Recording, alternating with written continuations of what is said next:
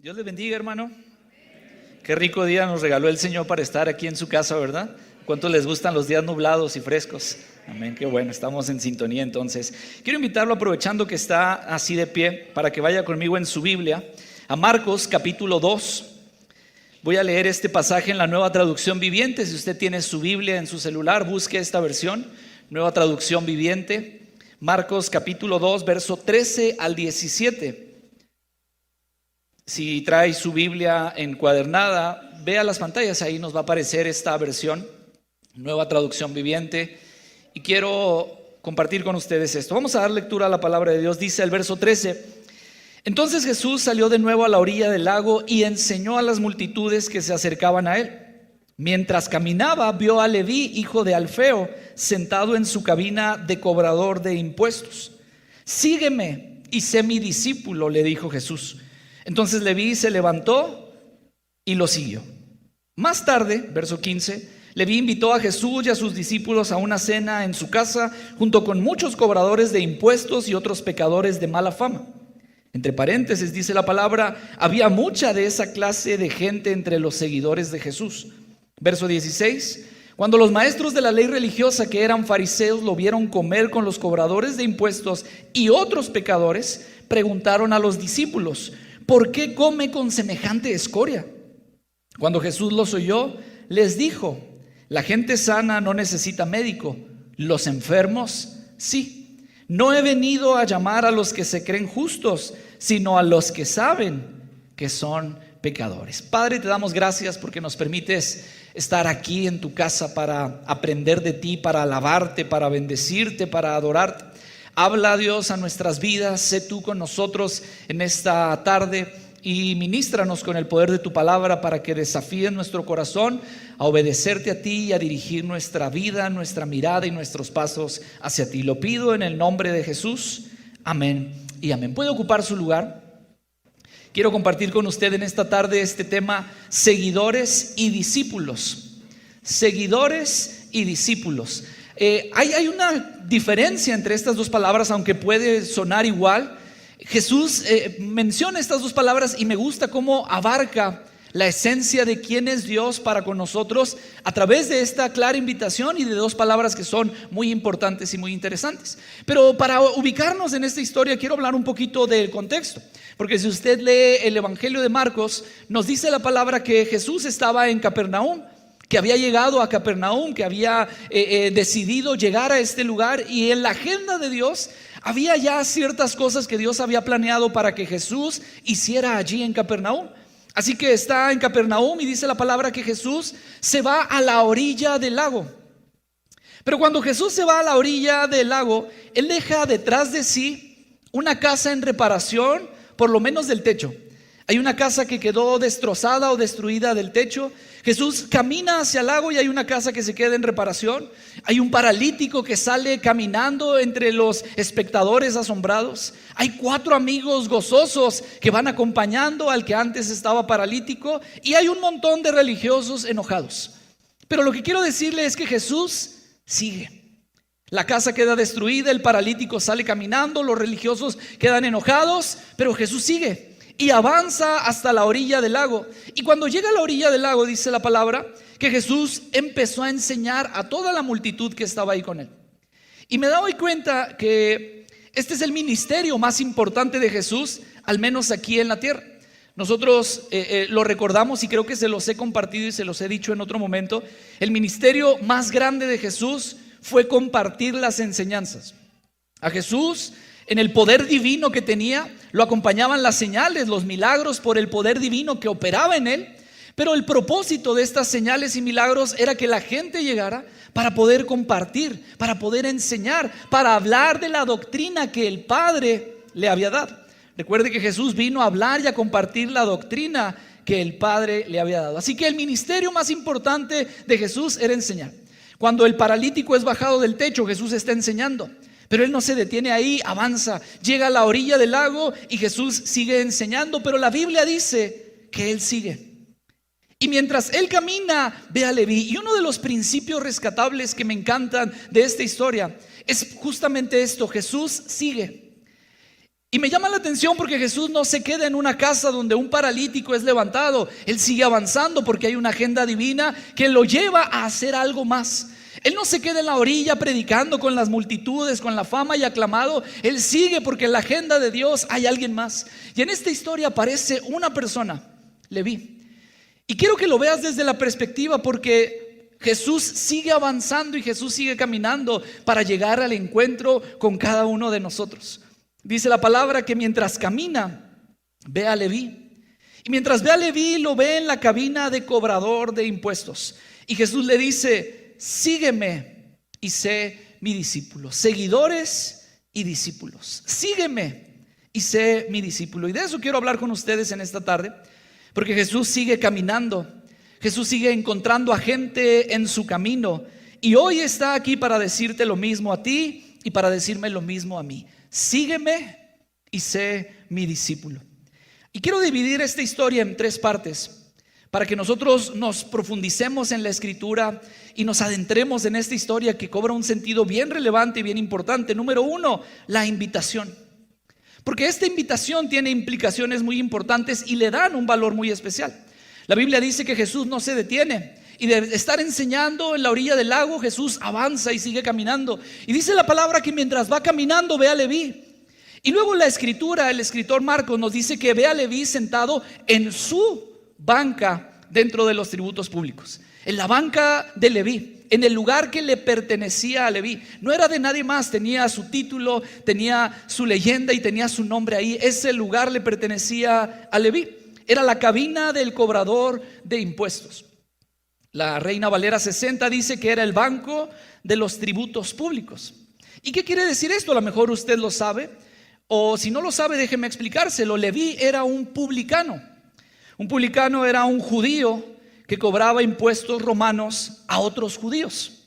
Entonces imagínense esto, lo que representaba y lo que era para las personas de su mismo pueblo. Era una persona judía que le estaba cobrando impuestos romanos, del yugo romano, de la imposición de Roma sobre los judíos, pero estos impuestos se los cobraba a otros judíos. Déjeme ponerlo así: si los romanos le cobraran impuestos a los judíos, pues se entendía porque estaba la presión sobre ellos. Pero que los judíos se prestaran a cobrar los impuestos de los romanos y a ir a quitarle el dinero que le pertenecía a su propio pueblo para dárselo a Roma, eso era lo que le molestaba al pueblo. Y ese era Leví. Un publicano, un cobrador de impuestos, uno que estaba en el banco de los tributos públicos. Ahora, el perfil que tenían estos hombres, el perfil que tenían los publicanos es que eran hombres aprovechados, hombres ventajosos y hombres oportunistas. No sé, porque la Biblia no da detalles de esto. No sé si Leví era así. No dice la Biblia que Leví era un ventajoso, un aprovechado. No dice la Biblia que Leví era un oportunista. Pero la Biblia sí dice que al menos pertenecía a este grupo de personas y que todas estas personas tenían ese perfil. Así que Leví está en el banco de los tributos públicos, en su banco de los tributos públicos. Su nombre está allí. Ahí está Leví cobrando impuestos romanos a su propio pueblo, y mientras Jesús va caminando, lo ve en ese lugar. Ahora, el pueblo consideraba a los publicanos a religiosos. Esta palabra religiosos quiere decir faltos de todo lo necesario para creer. Ellos decían, los publicanos no hay forma. Ellos están tan ensimismados, ellos nada más quieren su beneficio, ellos nada más quieren cobrar lo que Roma pide. Así que ellos no tienen forma de recibir lo que es necesario para creer en Dios. Recuerde que el pueblo judío había avanzado en la historia y Dios se había presentado como su único Dios. Había religiosos y había creyentes dentro del pueblo, pero los judíos tenían identidad en un Dios. Así que los mismos judíos, cuando veían a los publicanos, ellos decían, estos no tienen forma, estos no tienen arreglo, estos no tienen salvación. Eran considerados pecadores, eran repudiados por su mala fama, eran excluidos por su mala fama. Eran hombres perversos para la nación, eran traidores por la imposición del yugo romano sobre ellos. Eran odiosos por el abuso al cobrar más de lo establecido. Porque los comentaristas dicen que los publicanos no solamente cobraban el impuesto romano, sino que ellos incrementaban o aumentaban las tarifas. Y si Roma pedía una parte, ellos le aumentaban para tener un beneficio personal, para tener un beneficio para ellos. Así que si estas personas eran consideradas odiadas por cobrar impuestos romanos, todavía le sumaba más a ese odio el que ellos subieran las tarifas para afectar a su propio pueblo, para afectar a los suyos. Eran considerados fuera del alcance para el arrepentimiento. El pueblo, los escribas, los fariseos, incluso batallando y todo esto, pero el mismo pueblo podía entender que Dios perdona los pecados de un paralítico, pero no de esa clase de escoria. El pueblo entendía que Dios podía salvar y que podía sanar y que podía levantar un paralítico y perdonar sus pecados, pero no esa clase de escoria como Leví y todos los hombres de ese perfil, cobradores de impuestos, aquellos que se sentaban en el banco de los tributos públicos. Y ahí está Leví. Está Leví sentado en un lugar que lo marca, en un lugar que lo excluye, en un lugar que lo etiqueta. Leví es un publicano, Leví es un cobrador de impuestos, Leví es un religioso, un odioso, un pecador, una escoria. Ese es Leví para todas las personas. Todos lo ven desde esa perspectiva. Es el lugar que lo convierte en un pecador, cargando con él toda la mala fama que le rodea. Pero entonces aparece Jesús para extenderle la invitación, y con estas simples palabras empieza una historia sorprendente. Jesús le dice: sígueme y sé mi discípulo. Sígueme y sé mi discípulo. Déjeme decirlo así: a Jesús no le espanta ni le sorprende el lugar en el que está Leví. Y quiero hacerlo más personal. A Jesús no le espanta ni le sorprende el lugar donde tú estás o en el lugar donde has estado. Es el lugar que te convierte en pecador, es el lugar que te marca, es el lugar que te excluye, es el lugar que te rodea de mala fama. Pero lo que sí sé es que Jesús está interesado y le urge que salgas de ese lugar y que no vuelvas a ese lugar. Jesús va caminando y se encuentra a Leví, pecador, odioso, a religioso, escoria de la vida, y se acerca a él y le dice: sígueme y sé mi discípulo. Ahora me impacta porque la invitación de Jesús con estas dos palabras abarca toda la esencia del evangelio mismo. Con esta frase y con estas dos palabras tan importantes, seguidor y discípulo, abarca toda la esencia del evangelio, de lo que es Dios y de lo que Dios pide para aquellos que quieran entregar su vida a Él. Jesús se acerca con Leví y mientras camina le dice: sígueme y sé mi discípulo. Sígueme. Es decir, Leví, deja ese lugar, sal de ese lugar, acompáñame. Leví, te invito a que recibas los beneficios de esta invitación que te hago, porque al invitarte a seguirme hay algo que quiero ofrecerte, hay algo que quiero darte. Sígueme, ven. Estoy seguro que no te vas a arrepentir si me sigues. Pero la invitación de Jesús, iglesia, no se queda en una simple palabra que es sígueme. Jesús avanza y le dice: sígueme y sé mi discípulo. Porque al ser mi discípulo le está diciendo a Leví: te invito para que me acompañes, para que disfrutes de todos los beneficios que tiene esta invitación. Pero al invitarte a ser mi discípulo, te estoy invitando a que tomes tu cruz. Te estoy invitando a que renuncies a tu manera de vivir y a que aceptes todo el compromiso y toda la demanda que esto refiere. Porque déjeme decirlo así: el que es solo seguidor se beneficia del movimiento. El que es solo seguidor se beneficia de la persona de Jesús. Se conmueve de las enseñanzas, se sorprende por las palabras, pero se abstiene de las demandas. El que es solo seguidor está dispuesto a oír, pero no a atender. Está dispuesto a seguir, pero siempre regresar a la cabina y a su asiento de cobrador de impuestos. Aquel que es solo seguidor quiere escuchar a Jesús, pero regresar a ese mismo lugar. Aunque le rodee la mala fama, aunque le rodee el pecado, aunque le rodee la vida, está dispuesto a oír, pero siempre regresar a esa cabina de tributos públicos, a regresar al lugar que lo sigue convirtiendo en la misma persona. Pero el que es discípulo se beneficia de toda la bondad de Dios, se beneficia de la persona de Jesús, se conmueve con las enseñanzas y aplica todo aquello que es necesario a su vida para parecerse más a su maestro. Es decir, el que es discípulo está dispuesto a seguir y no volver atrás. El seguidor puede caminar con Jesús, pero llega el momento en el que dice: ya es tarde, ya es hora, voy a regresar a mi asiento de tributos públicos para seguir siendo quien soy, para seguir haciendo lo que hago. El que es seguidor y discípulo no solamente se beneficia, sino dice: yo he renunciado a eso, ahora voy con Jesús, ahora avanzo con Jesús, ahora camino hacia donde Él va y quiero parecerme más a Él. Y dice la palabra: entonces Leví se levantó y le siguió. La pregunta es: ¿aceptaría Leví la invitación del maestro con este doble desafío? ¿Aceptaría Leví el desafío de ser seguidor de Jesús, pero también discípulo de Jesús? El caminar con Él, el avanzar con Él, pero estar dispuesto a renunciar a ese trabajo seguro, a ese lugar seguro, a ese lugar que le proveía y que definitivamente tendría la forma de vivir muy distinta a los demás judíos. ¿Estaría Leví dispuesto a renunciar a esto que tenía o a esto que lo acompañaba? Bueno, la segunda parte de la historia me da indicios que así fue, y el resto de los evangelios me confirman esto. La segunda parte de esta historia es el interés. La invitación de Jesús a Leví es: sígueme y sé mi discípulo. Y encontramos en la segunda parte de esta historia el interés que tiene Leví. Mire, vaya conmigo a su Biblia, Marcos capítulo 2, el verso 15, leemos este verso otra vez.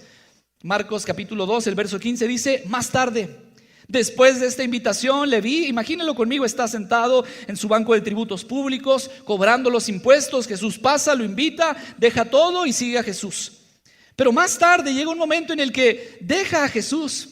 No sé si los discípulos que estaban ahí con Jesús tal vez pensaron, esta es solamente mi imaginación, pero tal vez pensaron: este nada más quiere beneficiarse de Jesús. Este va a ser nada más seguidor, pero no va a ser discípulo. Este nada más quiere añadirse al movimiento por lo que es, porque Leví se levanta y lo sigue. Pero hay un momento donde a Leví ya no lo ven. Y no lo ven no porque haya regresado al banco de los tributos públicos. No lo ven porque Leví se fue a casa y empezó a organizar en casa una cena especial. Dice la palabra: más tarde, Leví invitó a Jesús y a sus discípulos a una cena en su casa, junto con muchos cobradores de impuestos y otros pecadores de mala fama. Y bien, entre paréntesis, había mucha de esa clase de gente entre los seguidores de Jesús. Mira, Leví experimentó un cambio transformador. Su encuentro con Jesús le cambió la vida. Y fue tanta la sorpresa de Leví, fue tanto el agradecimiento de Leví, que él no quiso dejarlo así.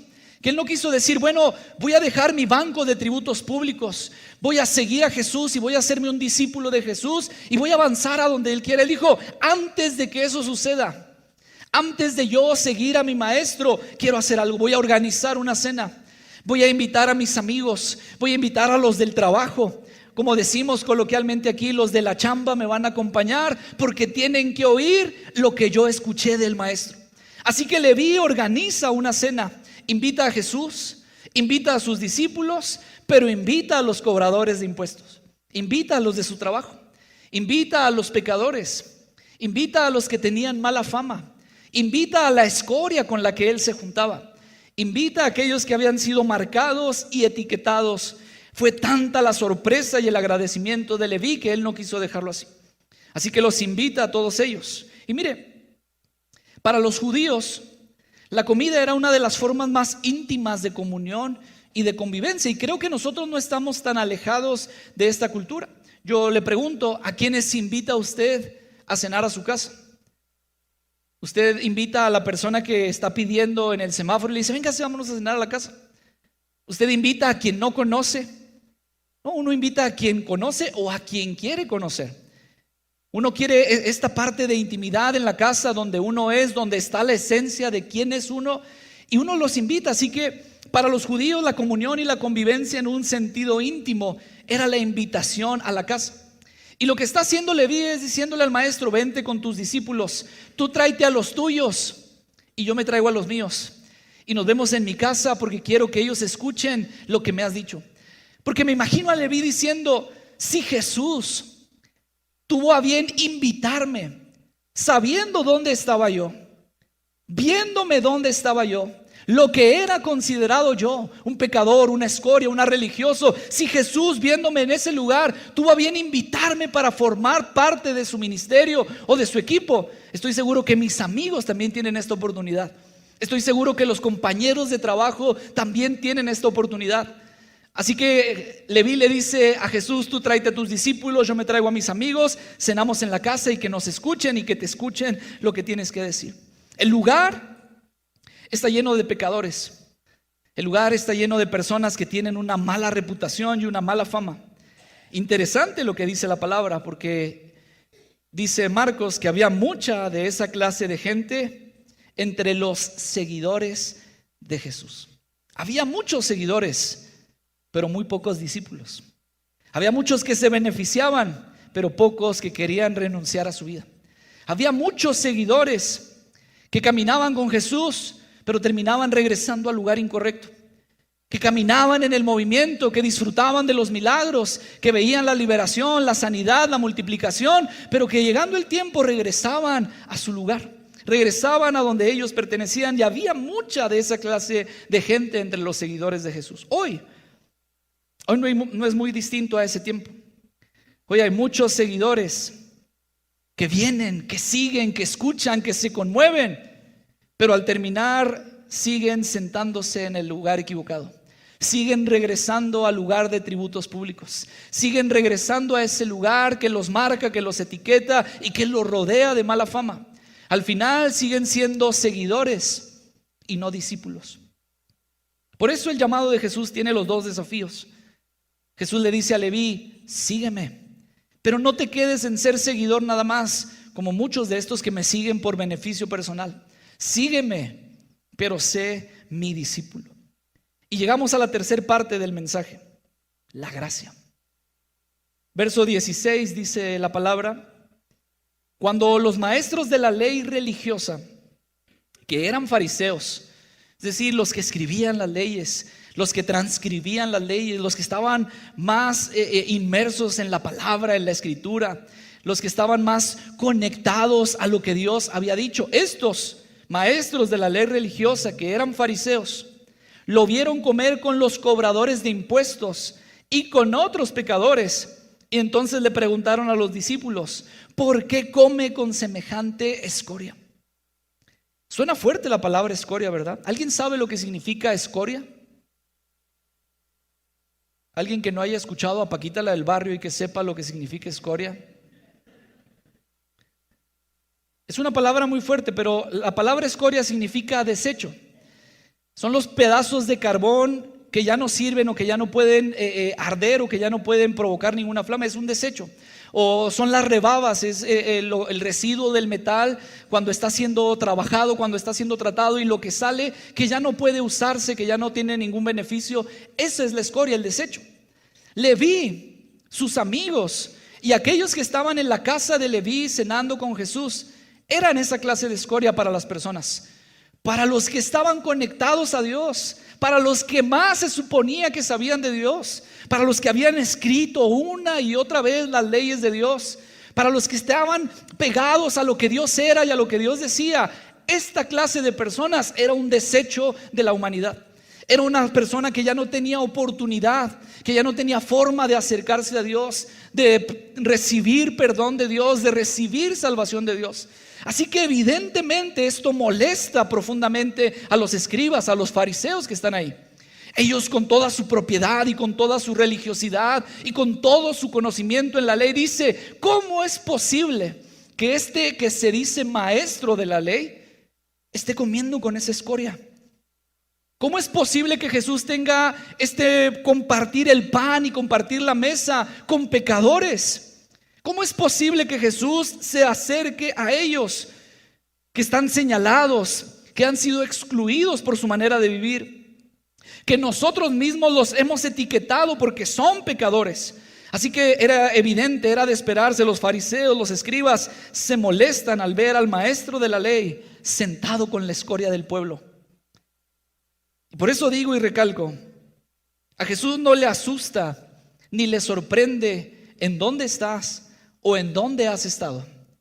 A Jesús no le asusta ni le sorprende las personas que te acompañan o las personas con las que estás. A Jesús no le asusta ni le sorprende lo que estás pensando o lo que quieres hacer. Pero Él quiere extenderte la invitación a salir de ahí y a dejar ese lugar que te rodea de mala fama. Verso 17 dice la palabra: cuando Jesús los oyó, porque parece que los fariseos y los escribas le preguntan a los discípulos con toda la intención de que Jesús los escuche. Y no sé si volteando a ver a los discípulos y como que de reojo volteando a ver a Jesús. Pero ¿por qué Jesús come con esa escoria? ¿Pero por qué Jesús come con esos pecadores? Así que Jesús los oye. Y no es algo que entiende por ser Dios, no, Él los oye en su humanidad. Y cuando los oye, voltea con ellos y les dice: la gente sana no necesita médico. Y esta es una enseñanza tan importante, porque a veces nosotros, aunque necesitamos médico, no vamos. Yo hasta que me casé empecé a tener esta cultura un poquito diferente, porque en casa no está usted para saberlo ni yo para contarlo, pero está la cultura de que si se sienten mal, se va a pasar, que si duele la cabeza, se va a pasar. Y mis papás no sé si están peleados con la medicina o con el doctor, pero no les gusta ir al doctor. Ya tienen que estar de plano muy malos para ir al doctor. Y mi esposa me ha ido enseñando: oye, ¿te sientes mal? Pues ¿para qué vas a pasar tiempo sufriendo y sintiéndote mal? Ve con alguien que sabe para que te diga qué es lo que necesitas. Y yo crecí: no, pues si me duele la cabeza me tomo una aspirina, si me duele el estómago me tomo un Alka-Seltzer, que por lo general son los males que padezco. Pero ella me ha dicho: bueno, eso es lo que tú crees, pero te estás automedicando, no sabes. Ve con alguien que sabe, ve con alguien que te va a orientar. Y mira, es lo que Jesús le está diciendo: los que están sanos no necesitan. Si yo enfermo batallo para ir al doctor, estando sano pues no tengo necesidad. ¿Para qué voy a ir al doctor si no me siento enfermo, si no me siento mal? Sería curioso si yo no me sintiera mal y llegar con el doctor y pagar una consulta y que me diga el doctor: ¿qué tiene? Nada. Ya que viene, no, pues no más.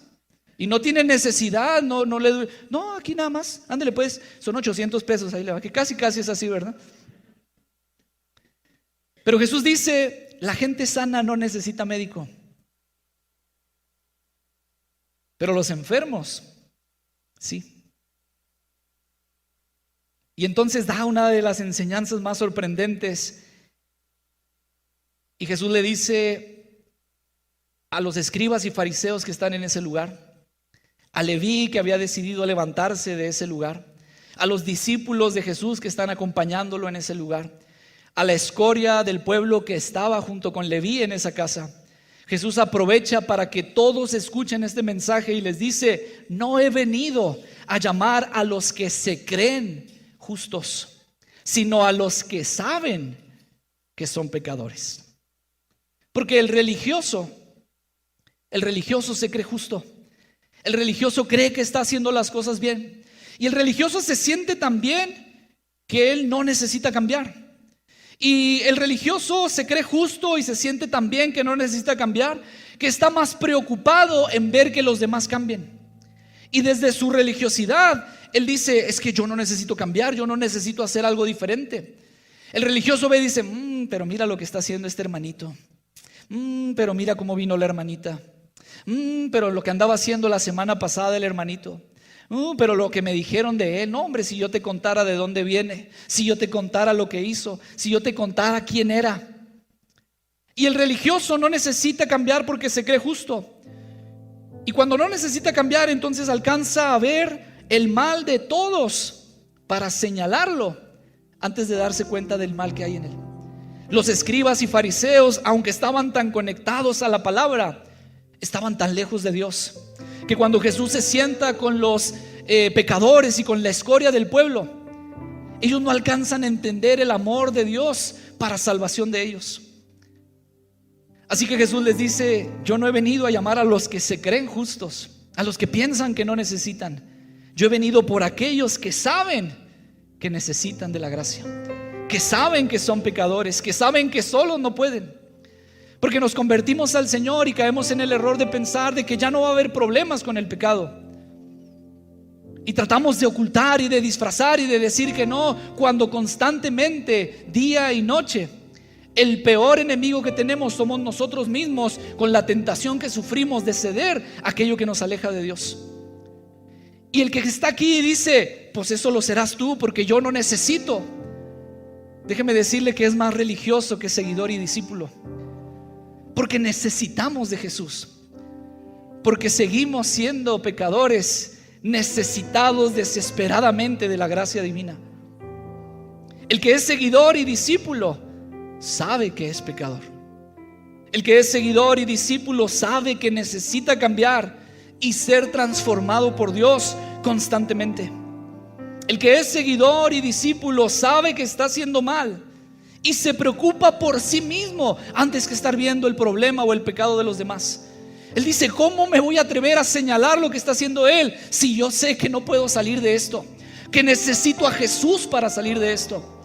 Así que Jesús les enseña y les dice, yo no he venido para los que se creen justos, yo he venido para los que saben que son pecadores. Note que Jesús no dice, yo no he venido para los que son justos, no, porque Él sabe que no hay justo ni aun uno. Él dice, para los que se creen. Y usted puede estar aquí creyéndose justo o sabiéndose pecador. Y Jesús dice, yo he venido para aquellos que saben que son pecadores, porque la gracia es para aquellos que entienden que la necesitan. Y termino con esto. Leví, este pecador, este etiquetado, esta escoria del pueblo, este traidor, este mala fama, es nada más y nada menos que Mateo. Sí, cuando usted abre su Biblia en los evangelios, la Biblia dividida en el Antiguo y el Nuevo Testamento, cuando usted abre la Biblia en el Nuevo Testamento, cuando usted se encuentra un Nuevo Testamento azul, de esos que regalan, el primer libro que usted encuentra es Mateo. Y justamente este odiado, este pecador, este escoria, este etiquetado y este mala fama, es Mateo el que escribió el primer evangelio que encontramos en nuestra Biblia.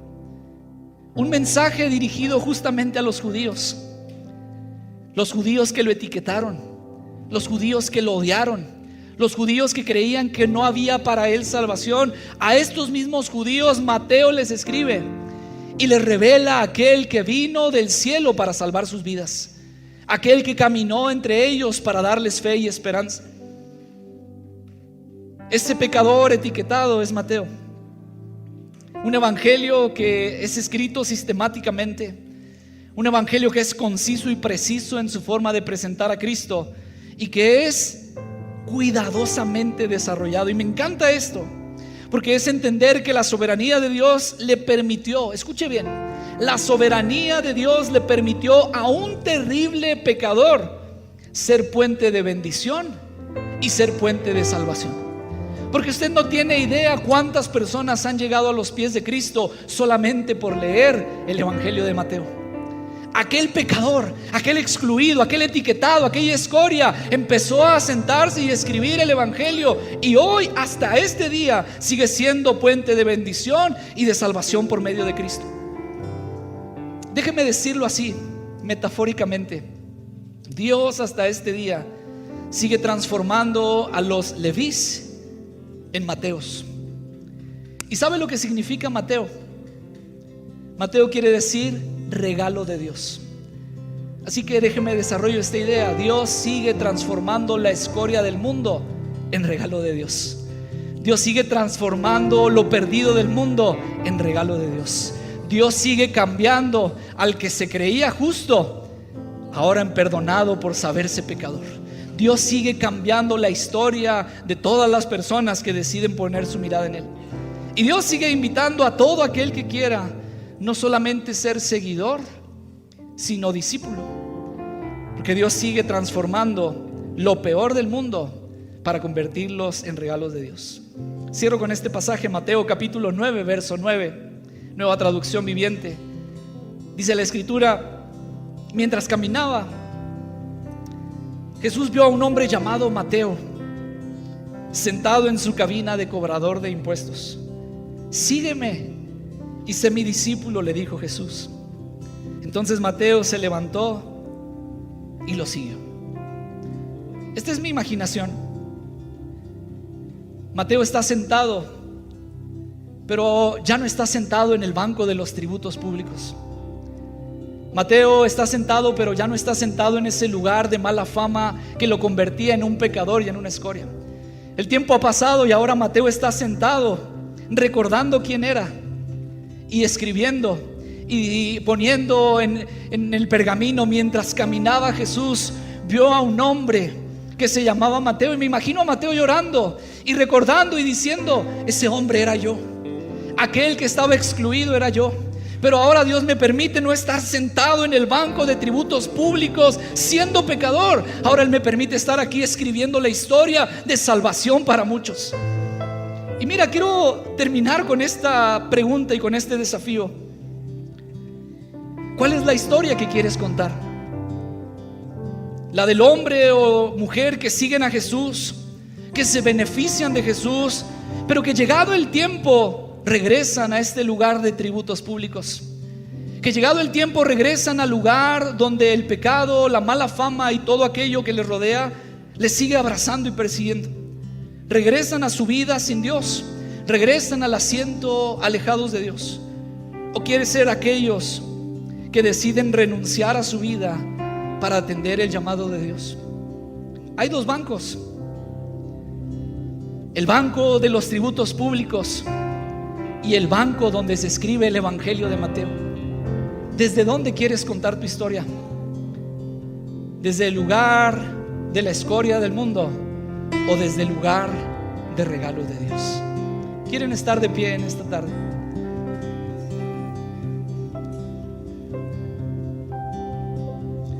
Voy a invitarlos ahí un momento antes de hacer un llamado al altar. Quiero que cierres tus ojos ahí en tu lugar y que escuches este canto y que medites, porque después de esto quiero hacer una invitación, pero quiero que juntos adoremos a Dios antes de hacer este llamado.